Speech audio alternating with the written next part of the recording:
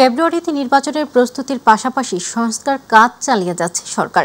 জাতিসংঘ সাধারণ পরিষদে দেয়া ভাষণে এই কথা জানান বাংলাদেশের অন্তর্বর্তীকালীন সরকারের প্রধান উপদেষ্টা ডক্টর মোহাম্মদ ইউনূস। তিনি বলেন, স্বচ্ছতা, জবাবদিহিতা ও আইনের শাসন নিশ্চিতে নাগরিক বান্ধব সংস্কার চলমান রয়েছে।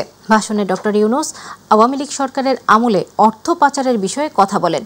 যেসব দেশে এই অর্থ পাচার হয়েছে সেসব দেশের সরকার প্রধানের কাছে সহযোগিতাও চাইলেন বাংলাদেশের অন্তর্বর্তীকালীন সরকার প্রধান। আজকের তরুণরা স্থানীয় পর্যায় থেকে জাতীয় পর্যায় পর্যন্ত সিদ্ধান্ত গ্রহণে অনলাইন, অফলাইন ফোরাম, জরিপ এবং প্রচারণার মাধ্যমে তাদের জনপ্রতিনিধিদের সঙ্গে সরাসরি যুক্ত থাকতে চায়। তারা নেতৃত্ব বিকাশ, দক্ষতা বৃদ্ধি এবং ডিজিটাল সক্ষমতা উন্নয়নের জন্য আরও বেশি সুযোগ চায়। তারা চায় এই প্রক্রিয়ায় জবাবদিহিতা অন্তর্ভুক্ত থাকুক, নিয়মিত অগ্রগতি প্রতিবেদন এবং অব্যাহত সংলাপের প্রতিশ্রুতি থাকুক। দেশের তরুণরা স্বৈরতন্ত্রের পতন ঘটিয়ে গণতন্ত্রের পথ দেখিয়েছে বলে মন্তব্য করেছেন প্রধান উপদেষ্টা ডক্টর মোহাম্মদ ইউনূস। জাতিসংঘ অধিবেশনের ফাঁকে শ্রম আইন, শ্রমিক অধিকার এবং দেশের চলমান সংস্কার প্রচেষ্টাকে কেন্দ্র করে সফরসঙ্গী রাজনৈতিক দলের নেতা, কূটনীতিক, জাতিসংঘ কর্মকর্তাদের মধ্যে এক আলোচনায় তিনি এই মন্তব্য করেন। অনুষ্ঠানে শ্রম সংস্কার ও পোশাক শিল্পে টেকসই প্রবৃদ্ধির অঙ্গীকার জানিয়েছেন রাজনৈতিক নেতারা। জাতিসংঘে বাংলাদেশ স্থায়ী মিশন এই অনুষ্ঠানের আয়োজন করে। ইলিয়াস মাতবারের প্রতিবেদন। শ্রম আইন, শ্রম অধিকার এবং দেশের চলমান সংস্কার প্রচেষ্টাকে কেন্দ্র করে কূটনীতিক, জাতিসংঘ কর্মকর্তা ও রাজনৈতিক নেতাদের মধ্যে আলোচনা হয়েছে। জাতিসংঘে বাংলাদেশ স্থায়ী মিশনের আয়োজনে এক উচ্চ পর্যায়ের নৈশভোজে রাজনৈতিক নেতারা অংশ নিয়ে এসব বিষয়ে আলোচনা করেন। এ সময় প্রধান অতিথি ছিলেন প্রধান উপদেষ্টা অধ্যাপক ডক্টর মোহাম্মদ ইউনূস। এ সময় বিএনপি মহাসচিব মির্জা ফখরুল ইসলাম আলমগীর, জামাত ইসলামীর নায়েবে আমির সৈয়দ আব্দুল্লাহ মোহাম্মদ তাহের ও এনসিপির সিনিয়র নেত্রী ডাক্তার তাসনিম জারা পোশাক শিল্পের গুরুত্বের উপর জোর দেন।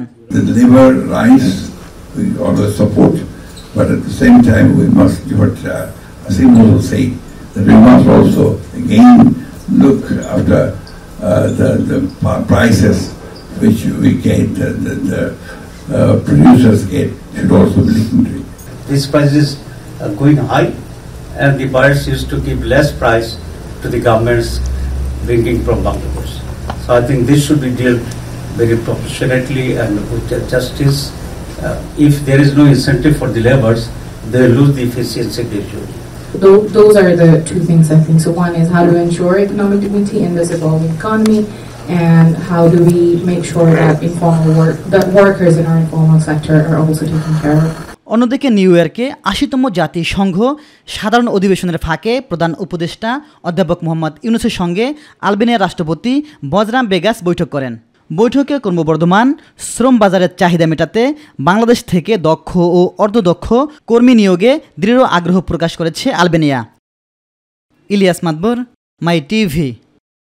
জামায়াতে ইসলামীর সংখ্যানুপাতিক প্রতিনিধিত্ব পিআর পদ্ধতির দাবিতে আন্দোলন ও জাতীয় নাগরিক পার্টির এনসিপি প্রতীক নিয়ে সৃষ্ট জটিলতা নির্বাচন আয়োজনে কোনো প্রভাব ফেলবে না বলে জানিয়েছেন নির্বাচন কমিশনার ইসি আনোয়ারুল ইসলাম সরকার। সকালে চাঁপাইনবাবগঞ্জের শহীদ সাটু হল মিলনায়তনে নির্বাচন প্রক্রিয়ায় ভোট গ্রহণকারী কর্মকর্তাদের দায়িত্ব পালনে চ্যালেঞ্জসমূহ নিরূপণ ও উত্তরণের উপায় শীর্ষক কর্মশালার উদ্বোধন শেষে সাংবাদিকদের তিনি এসব কথা বলেন।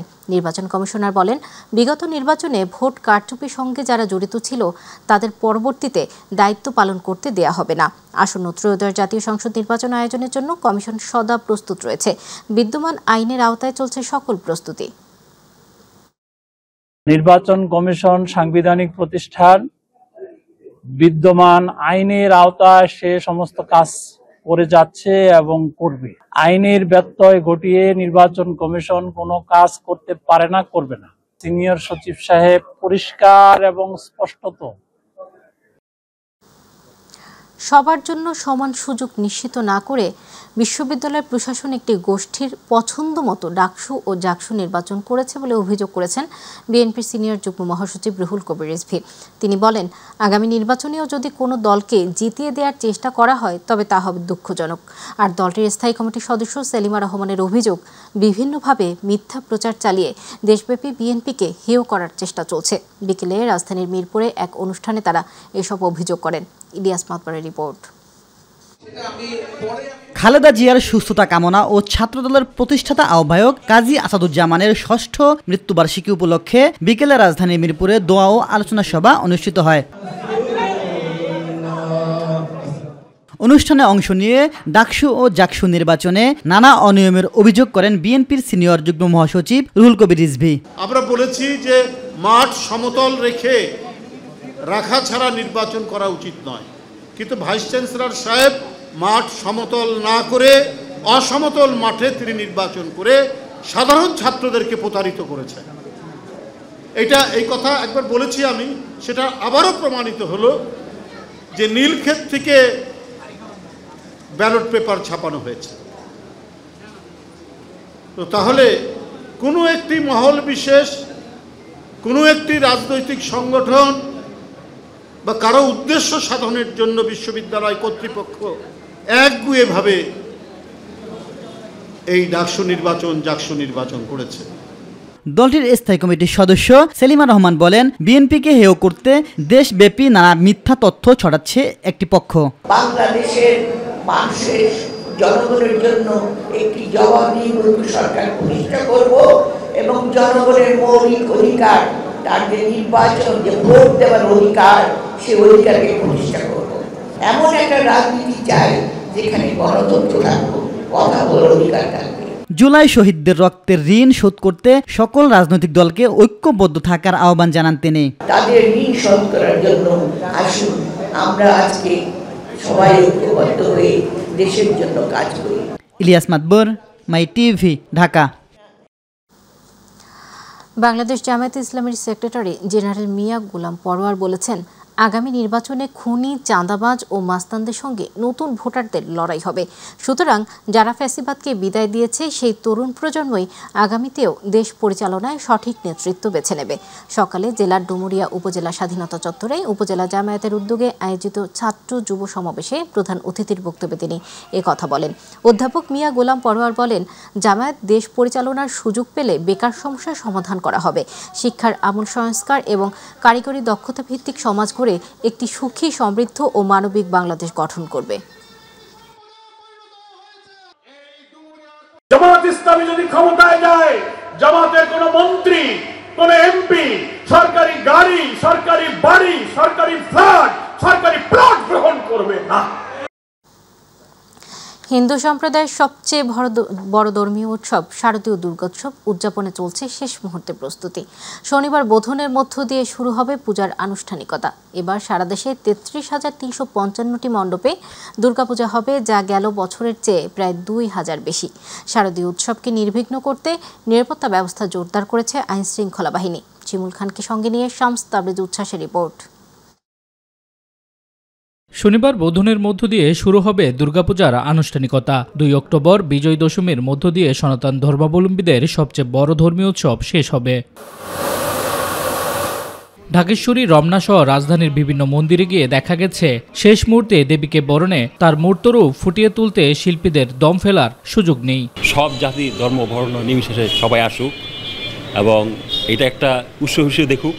আর আমাদের যারা হিন্দু সম্প্রদায় তারা এসে মার প্রার্থনা করুক। ঢাকা মহানগরে এবছর 259টি মণ্ডপে দুর্গাপূজা অনুষ্ঠিত হতে যাচ্ছে, আর সারা দেশে 33,355টি মণ্ডপে দুর্গাপূজা অনুষ্ঠিত হবে। সকালে ঢাকেশ্বরী মন্দিরে শারদীয় দুর্গোৎসব উপলক্ষে এক সংবাদ সম্মেলনে এই তথ্য জানায় সার্বজনীন পূজা কমিটি।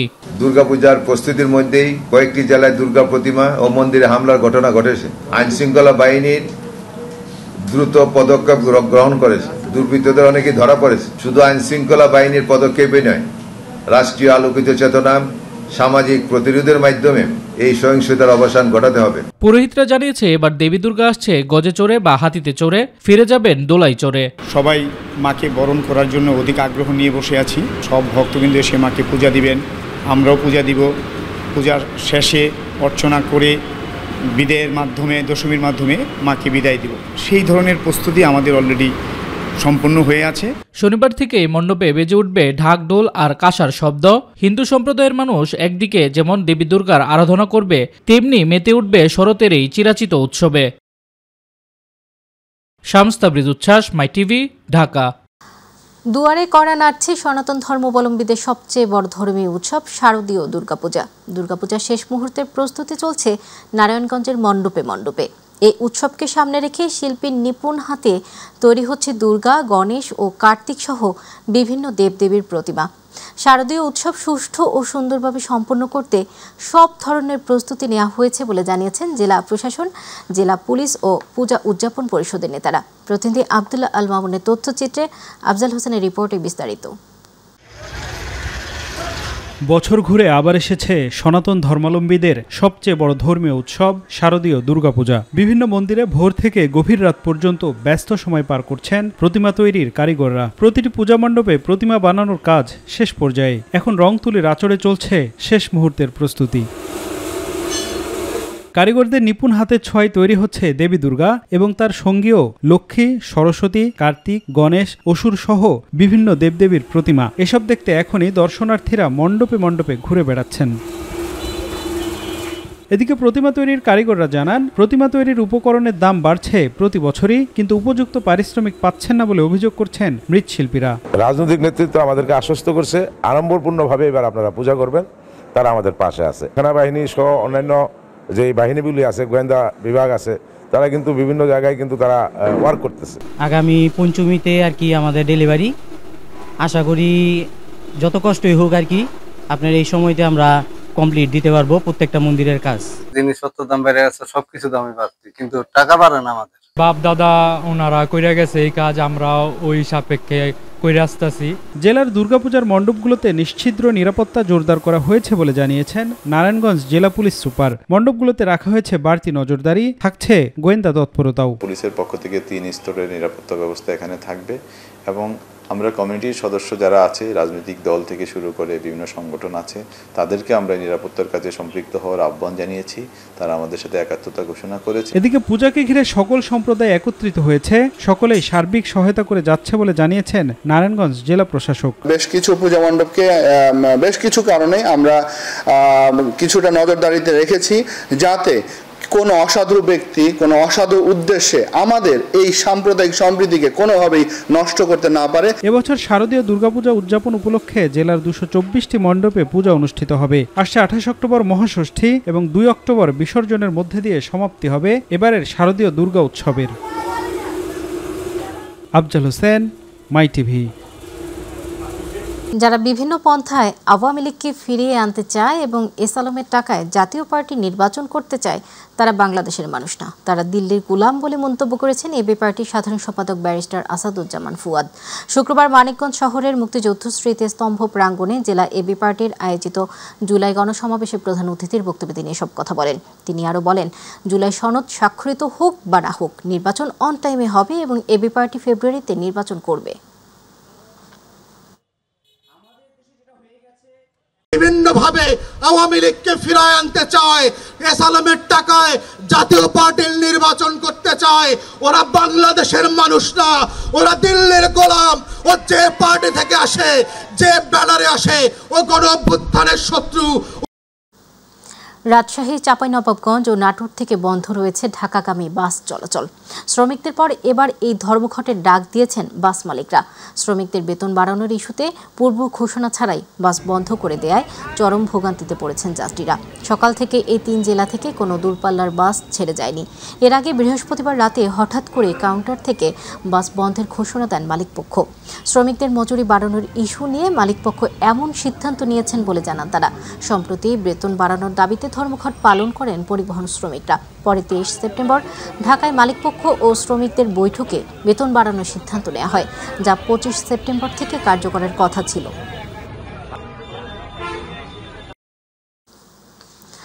ছুটির দিনে 3 জেলায় সড়ক দুর্ঘটনায় ঝরল 9 জনের প্রাণ। এর মধ্যে 2 জেলাতে মৃত্যু হয়েছে মা, মেয়ে ও বাবা ছেলের। রংপুরে 3 জন, বগুড়ায় 3 জন, সুনামগঞ্জে 3 জনের মৃত্যু হয়েছে। আহত হয়েছে বেশ কয়েকজন। বিস্তারিত শামস তাবরেজ উচ্ছ্বাসের রিপোর্টে। পরিবার নিয়ে বাড়ি যাচ্ছিল মোতালেব, কিন্তু বেপরোয়া গতির ট্রাক কেড়ে নিল সব। ঘটনাটি রংপুরের দমদমা এলাকার। একটি পিকআপ ইউটার্ন নেয়ার সময় দ্রুতগতির ট্রাক সজোরে ধাক্কা দেয়। এতে মোতালেবের প্রাণ বাঁচলেও নিহত হন তার স্ত্রী, 1 বছরের শিশু সন্তান ও পিকআপের হেলপার। খবর পেয়ে পুলিশ গিয়ে আহতদের উদ্ধার করে রংপুর মেডিকেলে পাঠায়, কিন্তু পালিয়ে যায় ঘাতক ট্রাক চালক ও হেলপার। বগুড়ায় পূজার আনন্দ ফিকে করে দিয়েছে বালু ভর্তি ট্রাক। দুর্গাপূজার ছুটিতে ঢাকা থেকে বগুড়া পৌঁছালে পরিবার নিয়ে অটোরিকশা করে বাড়ি যাচ্ছিল বিপুল চন্দ্র দাস। এ সময় বেপরোয়া গতির বালুবাহী ট্রাকের সঙ্গে অটোরিকশার সংঘর্ষে বিপুল চন্দ্র দাস ও তার ছেলে বিপ্লব চন্দ্র দাস এবং সিএনজি চালক শুক্কুর আলী ঘটনাস্থলে মারা যায়। আহত হন বিপুলের স্ত্রী মমতা রানী ও মেয়ে মণি দাস। আহতদের হাসপাতালে ভর্তি করা হয়েছে। ঘটনার পর এখানেও পালিয়ে যায় ট্রাক চালক ও হেলপার। এদিকে সুনামগঞ্জ সিলেট মহাসড়কে সিএনজি পিকআপ সংঘর্ষে মা মেয়ে সহ ৩ জন নিহত হয়েছেন। আহত হয়েছেন 2 জন। নিহতরা হলেন আবাদিত কেশবা প্রিয়া এবং তার মেয়ে প্রথা চৌধুরী ও সিএনজি চালক সজল ঘোষ। ঘটনার পর পিকআপ চালককে আটক করে পুলিশ। সকালে শান্তিগঞ্জ উপজেলার পাগলাবাজার এলাকার বাঘের কোনা স্থানে এই দুর্ঘটনা ঘটে। শামস তাবরিজ উচ্ছ্বাস, মাই টিভি নিউজ ডেস্ক। বরিশালের মেহেন্দিগঞ্জ উপজেলার ভাষাঞ্চল কল্যাণ সমিতির ত্রিবার্ষিক সাধারণ সভা সম্পন্ন হয়েছে। রাজধানীর পল্টনের জোনাকি কনভেনশন হলে অত্যন্ত আনন্দঘন পরিবেশে এই অনুষ্ঠানের আয়োজন করা হয়। অনুষ্ঠানে সমিতির প্রতিষ্ঠাতা সদস্য, বর্তমান নির্বাহী কমিটি, প্রবাসী সদস্য, শিক্ষক, চিকিৎসক, প্রকৌশলী, ব্যবসায়ী সহ সমাজের প্রায় 500 বিশিষ্ট ব্যক্তিবর্গ উপস্থিত ছিলেন। বক্তারা ভাষাঞ্চল কল্যাণ সমিতির সাফল্যের ধারাবাহিকতা বজায় রাখতে ঐক্যবদ্ধভাবে কাজ করার আহ্বান জানান সদস্যরা। আফজাল হোসেনের রিপোর্টে বিস্তারিত। ভাষাঞ্চল কল্যাণ সমিতির ত্রিবার্ষিক সাধারণ সভা শুক্রবার ঢাকার জোনাকি কনভেনশন হলে অত্যন্ত আনন্দঘন পরিবেশে অনুষ্ঠিত হয়েছে। সভাপতি এম আব্দুর রশিদ শুভেচ্ছা বক্তব্য দিয়ে অনুষ্ঠান উদ্বোধন করেন। পরে সমিতির সাধারণ সম্পাদক আবুল কালাম আজাদ গত 2 বছরের বিস্তারিত আর্থিক প্রতিবেদন উপস্থাপন করেন। এছাড়াও সমিতির কার্যকরী সভাপতি এ কে আজাদ গত মেয়াদে বিভিন্ন সামাজিক ও কল্যাণমূলক কার্যক্রমের সারসংক্ষেপ তুলে ধরেন। শৈশবের কথা মনে পড়ে, কৈশোরের কথা মনে পড়ে, যৌবনের কথা মনে পড়ে, প্রাথমিক বিদ্যালয়ের কথা মনে পড়ে, হাই স্কুলের কথা মনে পড়ে। সার্বিকভাবে কিভাবে দুরন্ত ছিলাম আমরা, কিভাবে আমরা দিগন্ত প্রসারিত মাঠে দৌড়ঝাঁপ করেছি, কিভাবে আমরা নদীর ভিতরে সাঁতার কেটেছি, কিভাবে আমরা খালের ভিতরে গাছ থেকে লাফ দিয়ে পড়েছি, এবং আমাদের জীবনটা কত সুন্দর ছিল। আমরা নিয়মিত সভা, কমিটি, মিটিং সুন্দরভাবে সম্পন্ন করতে পেরেছি। ডিজিটাল রেকর্ড সংরক্ষণের ব্যবস্থা করা হয়েছে। আমাদের ওয়েবসাইটের মাধ্যমে সারা বিশ্বের যে কোনো প্রান্ত থেকে আমাদের সমিতির কার্যক্রম সম্পর্কে আপনারা এবং আমাদের প্রবাসী ভাইয়েরা সেটা দেখতে পারবে। সাধারণ সভায় আগামী মেয়াদের জন্য এম আব্দুর রশিদকে সভাপতি ও আবুল কালাম আজাদকে সাধারণ সম্পাদক, মাই টিভি চিফ রিপোর্টার ও প্ল্যানিং এডিটর মাহবুব সৈকত, সগির বিন সাইফ, এ কে আজাদকে সহসভাপতি করে 35 সদস্য বিশিষ্ট নির্বাহী কমিটি গঠন করা হয়। আমি এই ঢাকায় বসে ভাষাঞ্চলের কলই শাকটা খেতে চাই, আমি আবার ধানের মারাই দেখতে চাই, আমি আবার চাচির হাতের যে মুড়ি ভাজা, সেই মোটা মোটা মুড়ি, সেটি খেতে চাই। মাদক কারবারি বলেন আর মাদকখোর বলেন, প্রত্যেকের বিরুদ্ধে জেহাদ ঘোষণা করতে চাই। আছেন আপনারা? অনুষ্ঠানে সমিতির উন্নয়নমূলক কর্মকাণ্ডকে আরো গতিশীল করার লক্ষ্যে বিভিন্ন সিদ্ধান্ত নেওয়া হয়। আমি ভাষাঞ্চলকে ভালোবাসি। আফজাল হোসেন, মাই টিভি, ঢাকা। এখানে আসার পরে